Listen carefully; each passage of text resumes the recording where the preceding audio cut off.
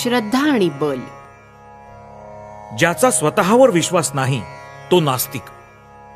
जुना धर्म म्हणत असे की ज्याचा ईश्वरावर विश्वास नाही तो नास्तिक. पण नवा धर्म म्हणतो की ज्याचा स्वतःवर विश्वास नाही तोच नास्तिक.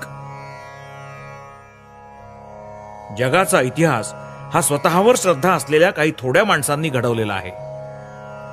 अशी श्रद्धाच आतील देवत्वाला बाहेर प्रकट करते. मग तुम्ही सर्व काही करू शकता. तुमच्यामधील अनंत शक्तीला प्रकट करण्याचा पुरेसा प्रयत्न तुमच्याकडून झाला नाही तरच तुम्हाला अपयश येतं. कोणतीही व्यक्ती किंवा राष्ट्र जेव्हा श्रद्धाहीन बनतं तेव्हा मृत्यू ओढवतो. श्रद्धा, श्रद्धा, श्रद्धा. स्वतःवरील श्रद्धा, ईश्वरावरील श्रद्धा हेच महान बनण्याचं रहस्य आहे. तुमच्या पुराणांमधून वर्णिलेल्या 33 कोटी देवांवर तुमची श्रद्धा असेल, तसंच परकीयांनी तुमच्यात वेळोवेळी प्रसृत केलेल्या सर्व देवतांवरही तुमची श्रद्धा असेल, पण तुमची स्वतःवर जर श्रद्धा नसेल तर तुम्हाला मुक्ती लाभणं शक्य नाही. आत्म्याच्या पक्षी काहीही अशक्य आहे असं कदापि समजू नका. तसं समजणं ही घोर नास्तिकता आहे. तो घोर पाखंडीपणा आहे.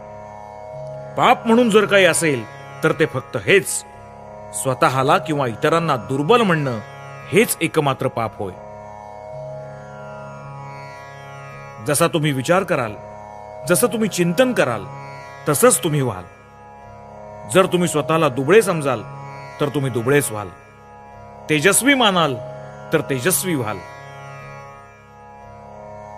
मुक्त तुमचं तुम्हालाच व्हावं लागेल. कुणाकडूनही मदतीची आशा बाळगू नका.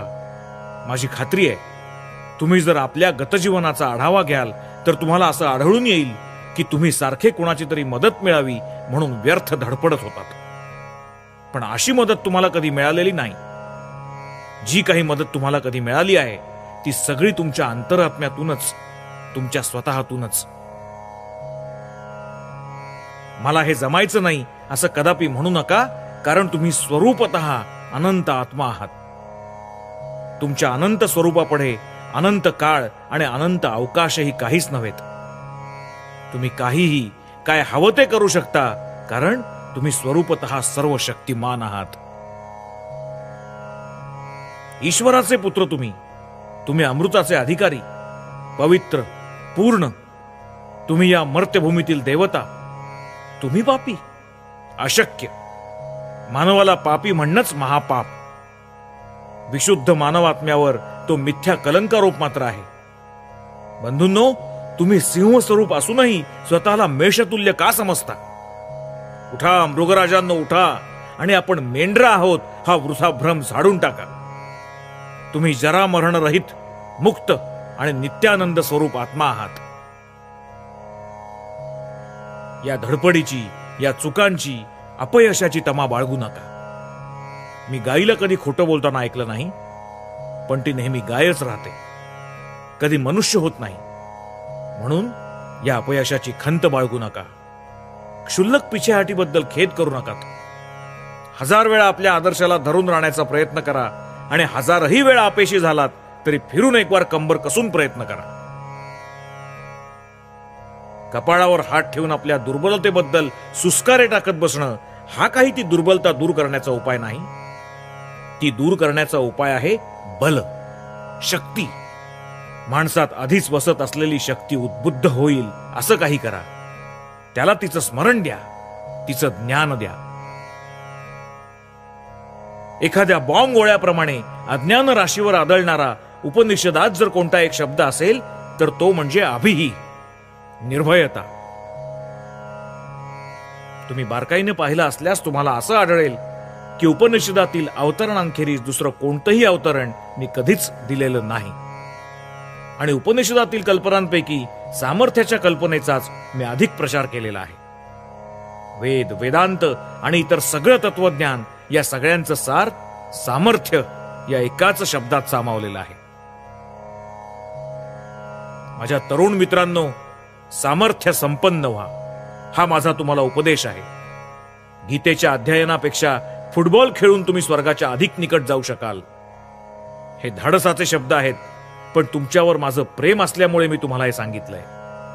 चूक कुठे होते हे मला दिसतं. मला थोडाफार अनुभव आलेला आहे. तुमचं शरीर चांगलं सुदृढ झाल्यावर गीता तुम्हाला अधिक चांगली कळेल. प्रत्येक पुरुषाला किंवा स्त्रीला, मुलाला किंवा मुलीला माझा केवळ हा एकच प्रश्न आहे, तुम्ही बलवान आहात ना? तुमच्यात बलाचा संचार होतो आहे ना? कारण केवळ सत्यच बल प्रदान करू शकतं हे मी जाणून आहे. या भवरोगावर बल हे एकमेव रामबाण औषध आहे. हे एक महान सत्य आहे. बल हे सुख आहे, चिरंतन आणि शाश्वत जीवन आहे. दुर्बलता म्हणजे सतत दुःख, कष्ट होय. दुर्बलता म्हणजे मृत्यू होय. यश मिळवण्यासाठी, सिद्ध होण्यासाठी कमालीची चिकाटी हवी, प्रचंड इच्छाशक्ती हवी, खूप मनोबल हवं.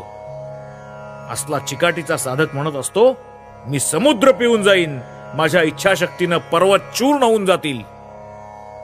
असल्या तऱ्हेचं तेज, असल्या तऱ्हेची इच्छाशक्ती बाळगा. खूप कठोर साधना करा. तुम्हाला त्या परमपदाची प्राप्ती झालीच पाहिजे. माणसं हवी आहेत, माणसं हवी आहेत. इतर सर्व काही आपोआप जुळून येईल, पण सशक्त, उत्साही, श्रद्धावान आणि निष्कपट अशी तरुण माणसं हवी आहेत. असे 100 तरुण जरी मिळाले तरी सर्व जगात क्रांती घडवता येईल. दुंदुभी, नगारे आता काय हिंदुस्थानात तयारच होत नाहीत? भेऱ्या तुताऱ्या भारतात काय मिळणं बंद झालं? या सगळ्यांचा घनगंभीर ध्वनी पोरांच्या कानावर आदळू द्या.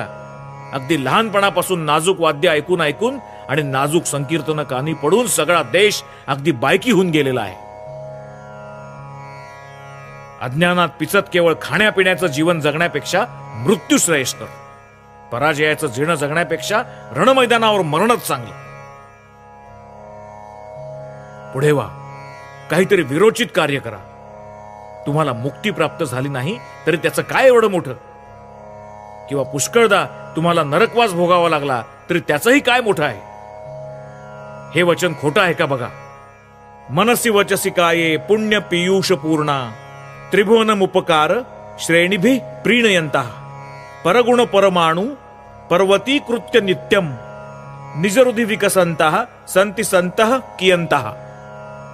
ज्यांच्या विचारात, उच्चारात आणि कृतीत पावित्र्य भरलेलं आहे असे काही पुण्यश्लोक महात्मे आपल्या उपकारक कृत्यांनी त्रिभुवनाला संतुष्ट करतात आणि इतरांच्या ठाई असलेल्या परमाणू एवढ्या गुणाला पर्वता एवढा मोठा करून आपल्या हृदयाचा विकास करतात. प्रत्येक जण आपल्या पूर्ण शक्तीनुसार जोपर्यंत कसून उद्योग करत नाही तोपर्यंत काही होणं शक्य आहे. उद्यमी आणि साहसी मनुष्यालाच देवी लक्ष्मी प्रसन्न होते. मागे वळून पाहण्याची गरज नाही. पुढे पुढे चला. आपल्याला अमर्याद सामर्थ्याची, अपरंपार उत्साहाची, उदंड धैर्याची आणि निस्सीम धीराची गरज आहे. या सगळ्या गोष्टी असतील तरच महत्कार्य सिद्धीला जातील. हताश होऊ नका. तलवारीच्या धारेवरून चालण्याप्रमाणे मार्ग अत्यंत बिकट आहे करा, तरी निराश होऊ नका. उठा, जागे व्हा आणि आपलं ध्येय, आपलं लक्ष गाठा. बंधो, तू कशाला रडतोस? तुला मृत्यू नाही किंवा व्याधी नाही, मग हे बंधो कशाला रडतोस? तुझ्यात परिवर्तन होईल किंवा तुझा मृत्यू होईल असं कधी कोणी सांगितलं नाही. तू सत्य स्वरूप आहेस. स्वतःच्या स्वरूपात प्रतिष्ठित हो. लोक काहीही म्हणत, आपली जी निश्चित मतं आहेत त्यांना चिकटून राहा, मग जग तुमच्या पायाशी लोळण घेईल याबद्दल खात्री असू द्या. लोक म्हणतात ह्याच्यावर विश्वास ठेवा, त्याच्यावर विश्वास ठेवा, पण मी म्हणतो आधी स्वतःवर विश्वास ठेवा. हाच उपाय आहे. आत्मविश्वास असू द्या. सगळी शक्ती तुमच्या मध्येच आहे हे जाणून घ्या आणि ती प्रकट करा. म्हणा की सर्व काही करू शकण्याचं सामर्थ्य माझ्या ठिकाणी आहे. विष नाही, विष नाही असं खंबीरपणे म्हटल्यास सापाचं विष सुद्धा बाधत नाही. एकदा मी काशीला असताना मला अशाच एका रस्त्यावरून जाण्याचा प्रसंग आला की ज्याच्या एका बाजूला उंच भिंत होती आणि दुसऱ्या बाजूला पाण्याने भरलेला मोठा तलाव होता. तलावाकडे पुष्कळ माकडं राहत होती. काशीची माकडं मोठी आडदांड आणि रागीट असतात.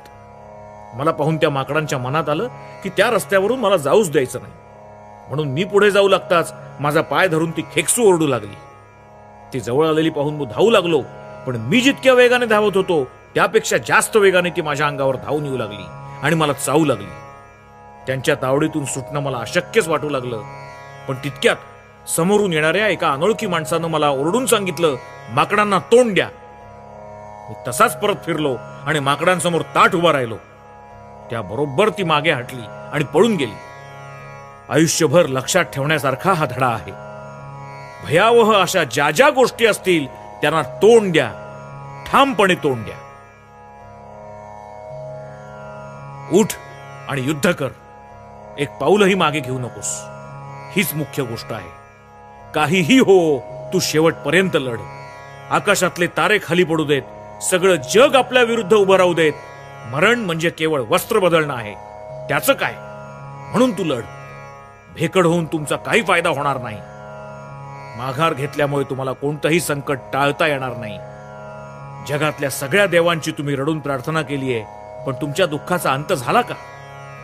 तुमचा जेव्हा विजय होतो तेव्हा देव तुमच्या सहाय्याला येतात. मग त्यांचा काय उपयोग? झुंजत झुंजत मरा. तू अनंत आहेस.